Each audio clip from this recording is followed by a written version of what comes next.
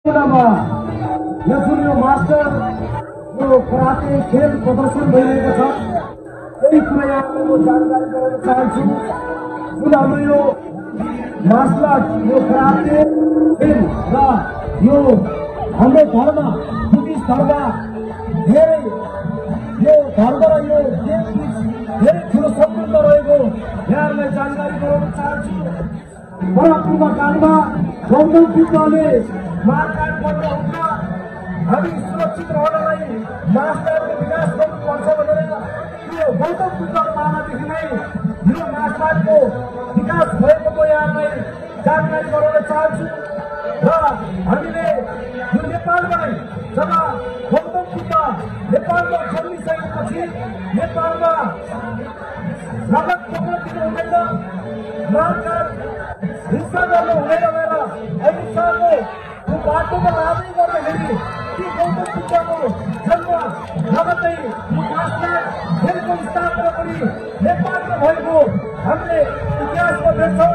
तर पछिल्लो कालमा यी मार्शल खेलहरूलाई अहिले विकास भइसकेको देशहरू जापान कोरियाले चाहिँ यो मार्शल खेललाई एकदम नजिकबाट निहालेर अध्ययन गरेर त्यहाँबाट चाहिँ संस्थात्मक रूपमा अहिले विश्वव्यापी रूपमा फैलाउँदै गएको यहाँलाई जानकारी गराउन चाहन्छु।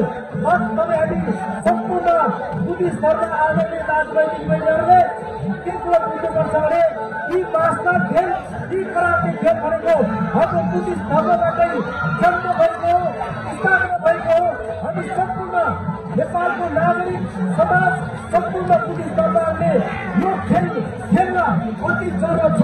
तपाईँलाई निश्चय नै थाहा छ कि बुद्धिस्ट धर्ममा रगत बग्न दिनु हुँदैन, हत्या मारकाट रोक्नुपर्छ। त्यसको लागि यो समाज रूपान्तरणको लागि यो विश्वमुक्तिको बाटोलाई चाहिँ हामीले यी मार्शल खेलबाट चाहिँ आफ्नो गाउँ समाज सुरक्षित राख्नुपर्छ र त्यति मात्र नभएर आफ्नो सेल्फ डिफेन्स आफ्नो जीव धारणको पनि सुरक्षितको लागि र जुन यो हाम्रो खराब प्रवृत्तिहरूबाट जोगिनको लागि विशेष गरी युवा युवतीहरूले अति नै महत्त्वपूर्ण रूपमा यो खेल खेल्नुपर्छ भन्ने कुरा जानकारी गराउनलाई दिलाउँछु। धन्यवाद।